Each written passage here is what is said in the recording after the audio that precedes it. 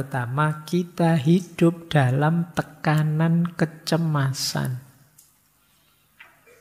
Orang yang ada di wilayah herd mentality itu sehari-harinya dia merasa dikejar-kejar oleh validitas sosial.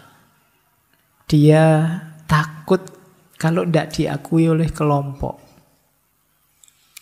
Maka melakukan apa saja dia selalu nanti orang-orang setuju enggak ya? Orang-orang cocok enggak ya?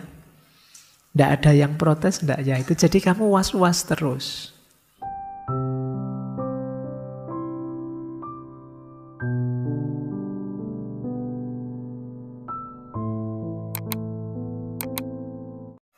Assalamualaikum warahmatullahi wabarakatuh.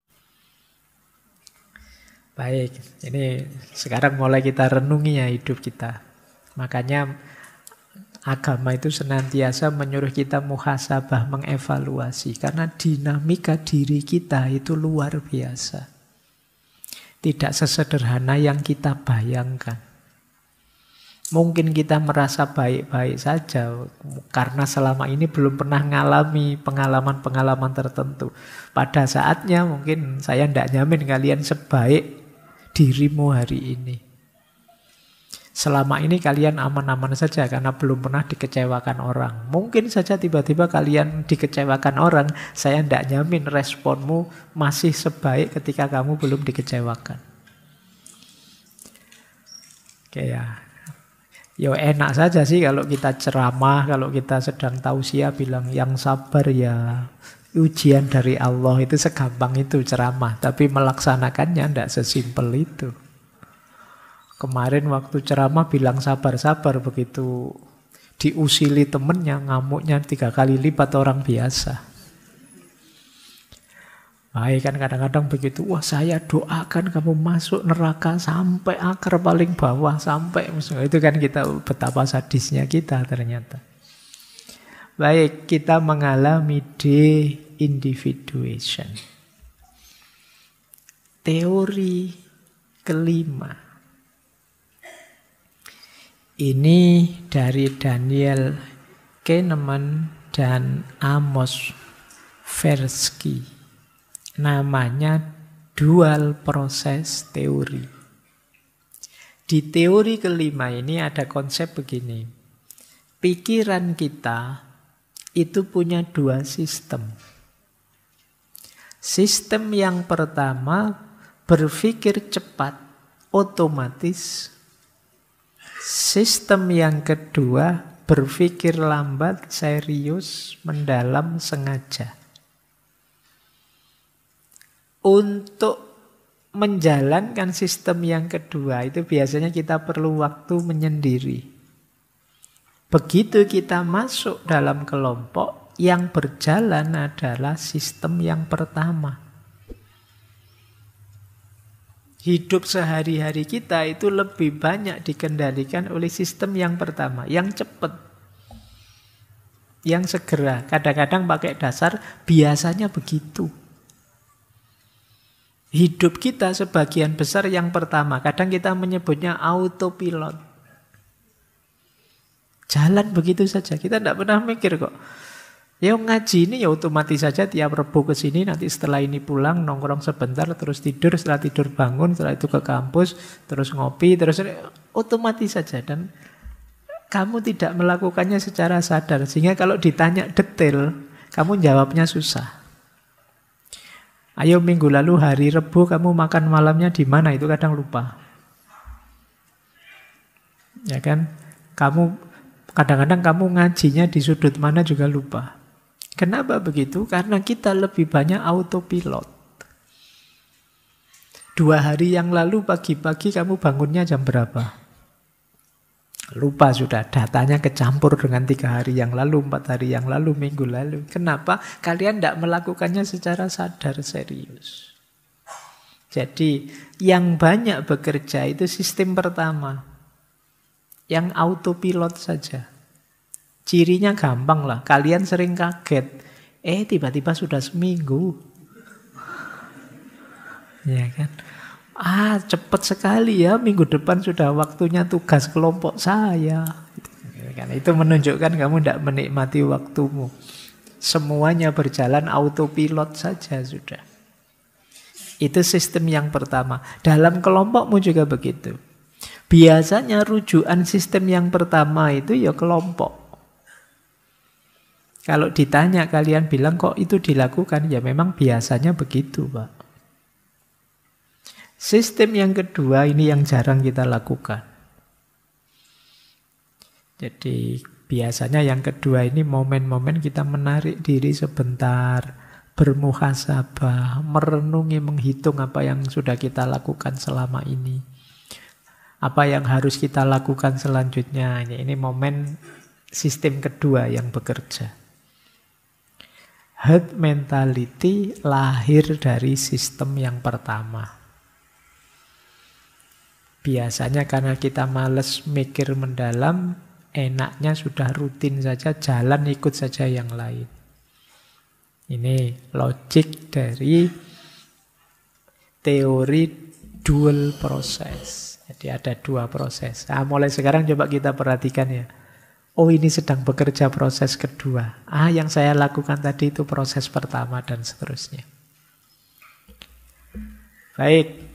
Ada 5 teori ya, lumayan lah nanti kalau ada yang perlu untuk tesis atau skripsi, kalian bisa ngambil salah satu. Yang cocok kalau memang objeknya tentang herd mentality. Baik, kita lanjutkan ya. Efeknya herd mentality itu. Ya memang seperti saya bilang tadi, karena ini sumbernya adalah insting, naluri manusia, tentu saja ada unsur positifnya. Tetapi memang kalau sudah jadi mentalitas, herd mentality itu banyak sekali problem-problemnya, efek negatifnya. Itu kalau dirinci ya beberapa hal itu. Negatifnya apa? Yang pertama, kita hidup dalam tekanan kecemasan. Orang yang ada di wilayah herd mentality itu sehari-harinya dia merasa dikejar-kejar oleh validitas sosial. Dia takut kalau tidak diakui oleh kelompok. Maka melakukan apa saja dia selalu nanti orang-orang setuju enggak ya? Orang-orang cocok enggak ya? Enggak ada yang protes enggak ya? Itu jadi kamu was-was terus. Mau ngaji pakai kopiah saja kamu mikir bolak-balik. Saya mau ngaji filsafat. Pakai kopiah enak enggak ya? Pak Faiz saja enggak kopiahan. Teman-teman enggak ada yang kopiahan. Masuk saya kopiahan sendiri, nyaman enggak ya? Nanti dianggap anak paling soleh saya. Ngeri aku. Pikiranmu sendiri. Kamu gelisah sendiri, puyeng sendiri. Terlalu banyak pertimbangan. Saya disuruh jadi narasumber besok. Ini enaknya pakai batik, apa pakai baju koko, apa pakai jas ya? Nanti kalau pakai koko saja pantas enggak ya? Itu kamu kan sering begitu. Pikiranmu bulat enggak jelas, stres karepe dhewe. Karena khawatir dianggap jelek oleh orang lain. Kuncinya kan di situ. Kamu khawatir dianggap jelek oleh orang lain. Akhirnya kamu melakukan penyesuaian, conformity. Sudahlah, saya bawa tiga-tiganya lah, baju ya bawa koko, bawa batik, bawa jas. Nanti di lapangan tak lihat kalau banyak pakai batik ya aku ganti batik. Kalau banyak yang pakai koko ya aku pakai koko. Sudahlah aku mau pakai kopiah tapi tak taruh di tas dulu, nanti lihat situasi, kalau banyak temannya ya tak pakai kopiahnya, kalau enggak. Jadi kamu ruwet sendiri akhirnya. Jadi kamu enggak nyaman di mana-mana karena kamu takut dikomentari orang. Semoga malam hari ini enggak ada yang mau ngantuk saja takut. Ngantuk saya sebenarnya, nanti jangan-jangan ada paparazinya, jangan-jangan ada itu. Jadi kamu berjuang mati-matian untuk menahan ngantuk. Takut komentarnya orang itu saja sih, bukan takut ilmunya kelewatan, ndak ada pertimbangan itu sih. Kamu cuma takut nanti dilihat temenmu malu, dikomentari jelek. Itu saja. Kadang-kadang nendang gelas, itu pun pikiranmu kemana-mana. Ini mesti pikirannya teman-teman negatif semua ini tentang gelas ini. Padahal temanmu ya cuek semua. Paling temanmu ala ya kamu nendang sendiri, ya kamu beresin sendiri. Kemarin di pikirannya kan cuma itu. Tapi pikiranmu aneh-aneh. Wah, ini nanti besok mesti semua ngelirik saya ini, mesti semua itu. Jadi kalian merasa semua orang melihatmu, komentari kamu. Kalian masuk ke gang, mau menuju rumah Kosmo, itu pun sepanjang jalan kalian merasa semua orang melihatmu. Oh, ini mesti nonton saya semua ini. Ada yang salah ndak ya? Baju saya. Ada yang salah ndak ya? Sepatu saya. Saya kelihatan kayak gimana sih apa? Jadi kalian merasa kayak orang paling penting di dunia yang semua orang akan ngomentari kamu. Ini efeknya apa? Herd mentality tadi. Efek kedua tentu saja herd mentality itu kalian kehilangan identitas, kehilangan otentisitas. Bahkan tadi depersonalisasi. Harusnya pribadimu itu lembut tapi bisa begitu ganasnya. Itu namanya depersonalisasi. Kalian kadang heran sendiri, aku kok bisa sejahat itu ya? Aku kok bisa sekurang ajar itu ya? Nggak terbayangkan orang sebaik saya kalau ngomong tiba-tiba keluar maki-makian sedasat. Kamu heran sendiri. Itu namanya kamu teralinasi, kamu asing, menganggap dirimu sendiri asing. Terjadi apa? Depersonalisasi. Dulu saya tidak begitu loh ya, kok saya bisa sekarang. Ini juga efeknya herd mentality. Kita kehilangan otentisitas karena kita terlalu banyak berkompromi dalam kelompok kita. Kemudian tentu saja depresi dan rendah diri. Karena kita selalu membanding-bandingkan dengan orang lain di kelompok kita. Saya kok tidak seperti teman saya yang itu ya, kok tidak sama dengan tokoh yang ini ya, dan lain sebagainya. Kemudian kita juga akhirnya mengalami ketergantungan pada validasi sosial, keterlibatan dalam hal-hal yang sebenarnya kita tidak setuju. Ini juga menyiksa. Saya sebenarnya tidak mau melakukan itu, tapi kalau tidak saya lakukan, saya dikucilkan oleh masyarakat. Ini menyiksa kita. Itulah efek negatifnya herd mentality. Meskipun tentu saja ada unsur positifnya, yaitu kalau kita menyesuaikan diri dengan kelompok, kita merasa aman, kita merasa didukung, ada rasa kita bagian dari kelompok. Akhirnya kita lebih percaya diri, lebih merasa tenang. Nah, itu positifnya, cuma sedikit tapi negatifnya banyak. Dan hal-hal kunci semua. Baik, jadi semoga sudah ditangkap pesan utama herd mentality malam hari ini oleh teman-teman bahwa kita sering ada di situasi ini. Kita lihat ke isu yang berbeda lebih luas sehubungan dengan herd mentality. Ada tesis menarik. Hubungannya apa herd mentality dengan sistem sosial, sistem politik yang kita kenal namanya demokrasi. Demokrasi itu kan suara terbanyak. Nah, ada hubungannya apa? Ya, tentu saja ada positif, ada negatifnya. Ada pandangan begini. Yang pertama, herd mentality itu berhubungan dengan mayoritas minoritas. Kalau dalam demokrasi. Dalam demokrasi kan pendapat mayoritas itu dianggap sebagai suara yang paling benar, suara yang sah. Akhirnya apa? Kadang-kadang muncul herd mentality. Kapan herd mentality muncul? Ketika kita misalnya mau milih seseorang, pilkada atau presiden, kita cenderung mengikuti opininya orang banyak. Ini herd mentality. Jadi kalau kita punya mentalitas kerumunan, misalnya waktunya pemilu, ya kita akan milih bukan pilihan kita sendiri, tapi pilihannya orang yang kita anggap mayoritas. Saya mau milih calon ini sih, tapi teman-teman saya milihnya calon itu semua. Jangan-jangan saya yang kurang update infonya. Sudahlah, saya ikut yang lain saja.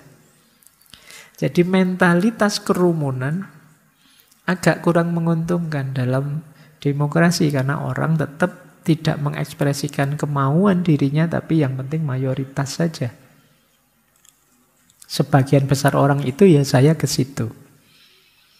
Nah, ini salah satu aspek, nanti kalian boleh mendiskusikannya. Terus seperti apa solusi, jalan keluar, atau mungkin ada perspektif yang berbeda.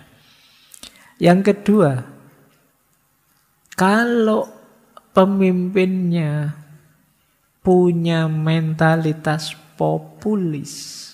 Populis itu hanya mencari suara terbanyak saja, populasi terbesar saja. Biasanya mereka akan memanfaatkan herd mentality ini. Pokoknya yang dibela selalu mayoritas. Kenapa? Biar dia selalu dapat suara terbanyak.